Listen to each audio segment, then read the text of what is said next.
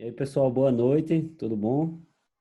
Bom, vou fazer o seguinte, eu vou começar aqui com a apresentação do evento.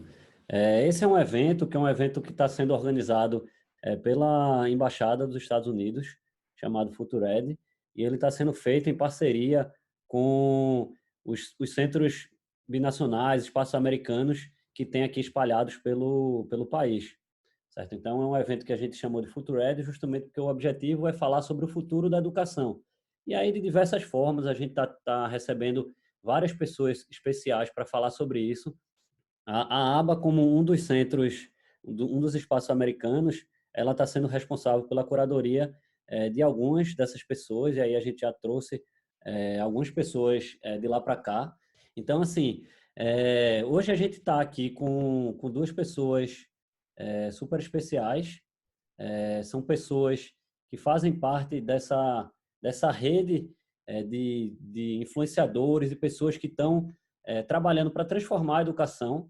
Então, não só na primeira infância, mas mudanças que influenciam, na verdade, toda a educação, seja local ou mesmo de uma forma mais ampla, nacional e, quiçá, até de uma maneira mais global. Apresentar rapidamente e aí depois eles vão poder falar um pouquinho mais sobre eles, mas Luciano Meira, que é um professor da Universidade Federal de Pernambuco e também da Cesar School. Ele, além disso, é cofundador da Joy Street, tem uma larga experiência aí conectando o mercado com a academia, né, que é um grande desafio que eu imagino que ele passou ao longo dessa experiência de vida dele.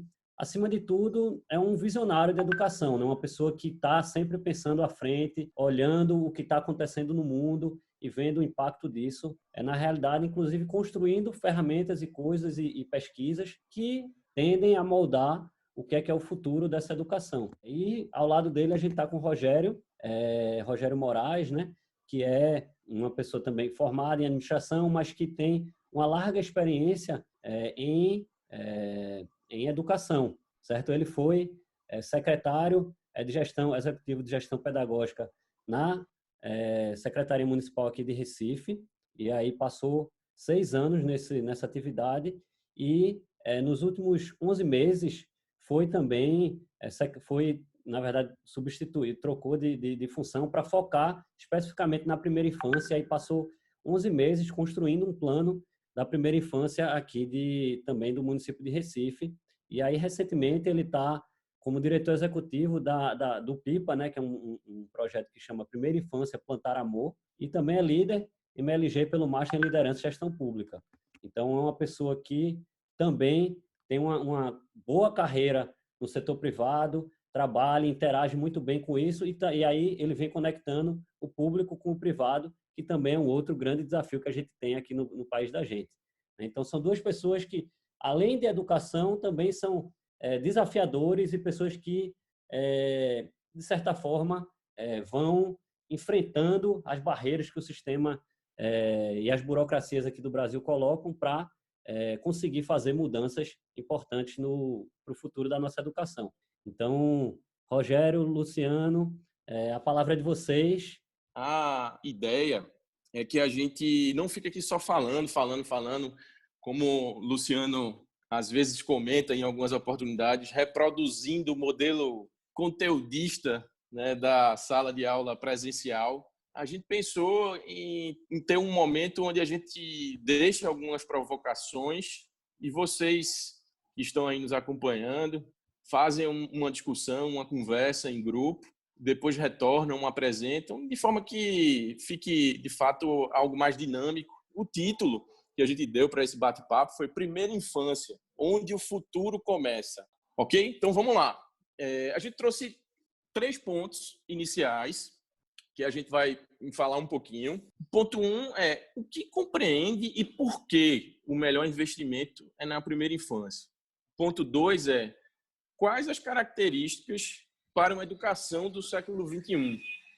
E o ponto 3 é quais as características de uma boa educação infantil. Mas eu vou começar falando um pouco aí do ponto 1. Esse tema não é uma novidade, principalmente para quem é da área de pedagogia, para quem é da área de psicologia, né? Todo mundo já estuda e sabe da importância da educação infantil, dos primeiros anos de vida, para a formação do ser humano. Então, a área médica também provocou uma série de contribuições nesse sentido. E a área econômica, cientistas sociais, economistas sociais, também comprovaram, através de estudos longitudinais, muitas vezes acompanhando as gerações, a importância e o impacto dessa fase para a vida de um indivíduo. O começo da vida, muitas vezes, provocando e permitindo aí todo o desenvolvimento humano ao longo da vida. É a grande janela de oportunidades, é o termo utilizado na área. Então, esses novos estudos de outras áreas reforçaram o que a pedagogia e a psicologia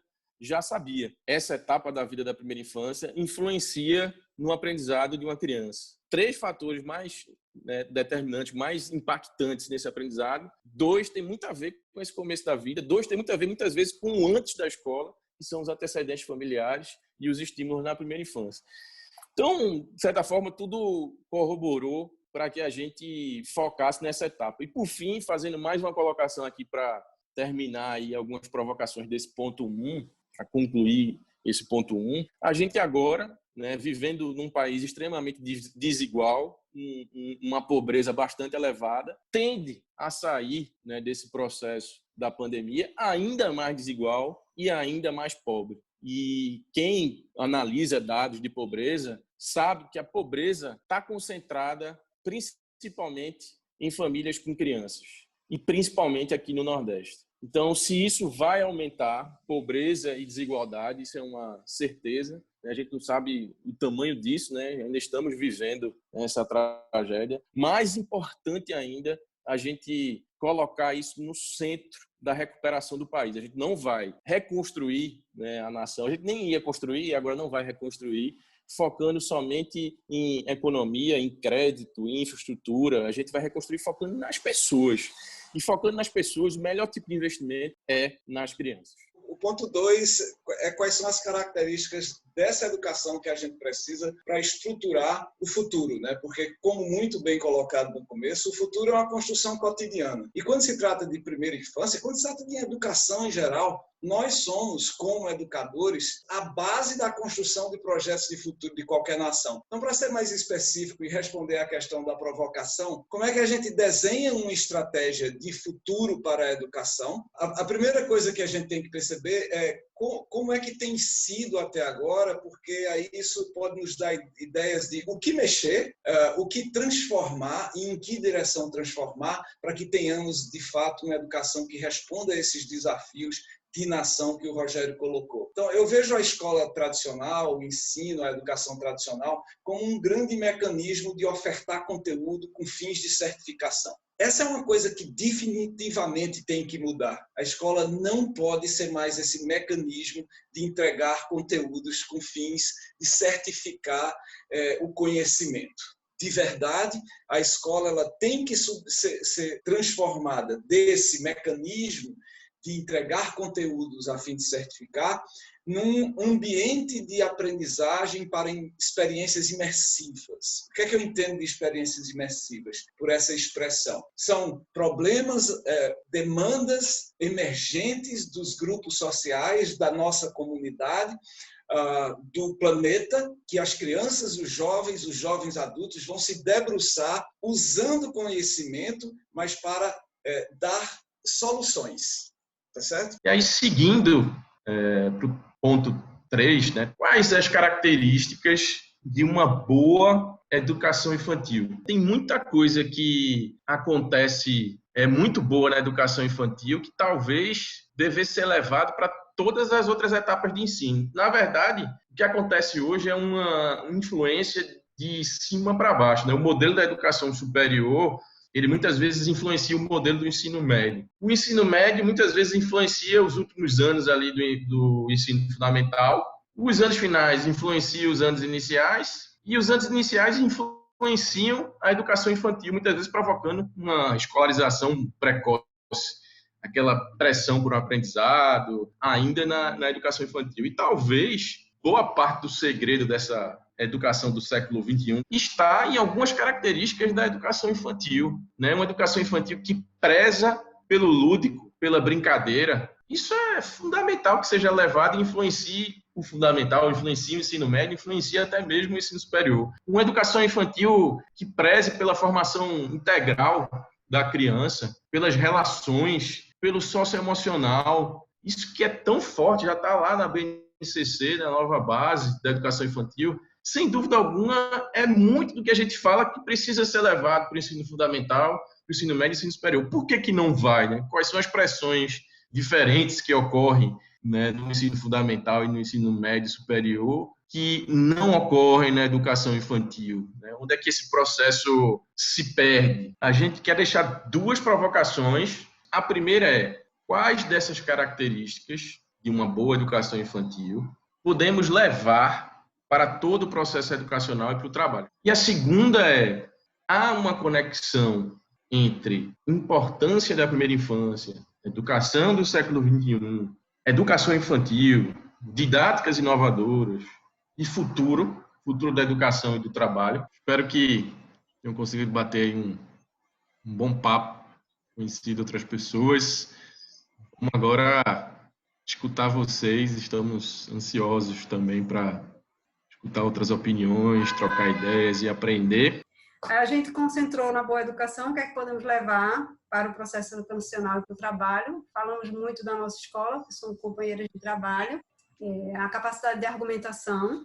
As professoras fazem atividades e prezam por atividades que aparentemente são simples, mas que levam as crianças a pensar fora da caixa, a pensar diferente. Leva a curiosidade, né? É uma escola que trabalha muito a curiosidade, instiga muito os alunos. São os dois pontos que a gente conversou sobre o que levar para o trabalho, o que levar para o fundamental, e ponteou um dos desafios, que é como ensinar aquela criança a argumentar com a educação, com delicadeza. Ela é dona daquela ideia, mas aquela ideia pode não ser a verdadeira para o coletivo. Então, ela não pode chegar impondo. Como ensinar isso às crianças para elas não perderem a razão, digamos assim. Algumas palavras que a gente colocou, que características, né, desse mundo infantil, da educação infantil. As crianças são muito makers, elas são muito construtoras, elas estão sempre criando, elas estão sempre com a mão na massa. E seria interessante que isso não se perdesse ao longo da vida, né, que as crianças pudessem continuar experimentando, que é uma coisa que a gente estimula muito na educação infantil, é a experimentação. E eu estou me dando conta cada vez mais na minha experiência que famílias não são clientes de escolas. Elas ou são tratadas como parceiras aprendizes ou não vai dar certo. Então, a gente tem que idear maneiras de construir uma rede de relacionamentos afetivos e intelectuais que envolvam os pais, a mãe, o pai, o cuidador, de modo a transformá-los de clientes em parceiros aprendizes. Uma outra coisa que eu queria mencionar é que a gente precisa dar muito mais atenção, e vários grupos falaram isso, né? A curiosidade, aos interesses do jovem, da criança. Eu me lembrei muito do que o Murilo Gun vem trabalhando, dessa questão da criatividade. É uma competência tão importante que parece que alguns modelos educacionais parecem limitar, apertar cada vez mais essa criatividade que é tão natural, né, nas crianças, e a gente vai podando, vai tirando ela, que mostra como é importante a gente desenvolver esse modelo mental que goste de errar, que goste de enfrentar, né, os desafios, e com isso implemente um modelo mental de aprender, de evoluir, não ter receio, né, de se arriscar. De fato, também é fundamental. E aí, emendando com a provocação aí que eu prometi, também abrindo aí para o Guilherme, mas esse insight me veio quando o Luciano falou do Enem. O Enem acaba, mesmo sendo um processo avaliativo, influenciando muito o modelo de ensino, né? Coisa meio que se inverte. E aí, será que também o mercado de trabalho, né, ele tem um poder aí grande sobre esse modelo educacional? Muitas vezes os pais, eu acredito que, inclusive, também ficam regidos por esse mercado e com medo, né, dos filhos não entrarem no modelo pretendido. Hoje, o mercado de trabalho mudou e está pedindo essas competências socioemocionais, né? Já está vendo que não basta só a competência técnica, que precisa, né, dessas competências relacionais, e isso, de certa forma, está sendo refletido no modelo educacional. Mas aí, quando é que esse mercado de trabalho vai perceber também que cada vez mais as características mais humanas é que vão ser as mais importantes? Sim, a visão que eu tenho é que o mercado de trabalho, na verdade, no discurso, ele já percebeu e já fala muito isso, né? Então, a gente precisa de pessoas com habilidades socioemocionais e tudo isso. E na prática, quando a gente está dentro do ambiente de trabalho, essas habilidades é que de fato fazem a diferença. Mas ainda em muitos processos de seleção, de recrutamento, ainda não são consideradas essas habilidades na hora de selecionar efetivamente o profissional. Então, acaba que elas são no discurso, mas na prática existe ainda uma certa dificuldade, um certo gap aí entre isso. E aí as pessoas, obviamente, acabam sendo selecionadas e às vezes acontece, eventualmente, de ter uma pessoa muito boa tecnicamente, mas que não se adapta a uma cultura, a um ambiente organizacional, porque ela não tem habilidades, por exemplo, como adaptabilidade, como flexibilidade, como saber aprender, saber se relacionar bem com os outros. Então, essas são habilidades que se tornam cada vez mais relevantes, ainda mais nesse cenário que Rogério já colocou aí, de que a gente tem máquinas fazendo muitas coisas que a gente fazia, e o que é o grande diferencial do ser humano nas ações é realmente a gente ter esse tipo de habilidade. Então, a educação que a gente faz, ela não tem que apontar necessariamente para um mercado de trabalho, mas para nos transformar em pessoas mais humanas. Porque se a gente vai ter que competir com robôs, com máquinas, a única coisa que robôs e máquinas não poderão fazer é serem mais humanos. Então, o que eu quero dizer por mais humanos? Nós teremos que ser e ter pessoas jovens mais criativos. Aí voltamos ao começo, né? Mais criativos, mais colaborativos, que são mais capazes de intuição, não é? Que são mais capazes de empatia e solidariedade, compaixão. E, Guilherme, eu queria ler uma frase que está lá no material, se você puder, por favor, voltar aí.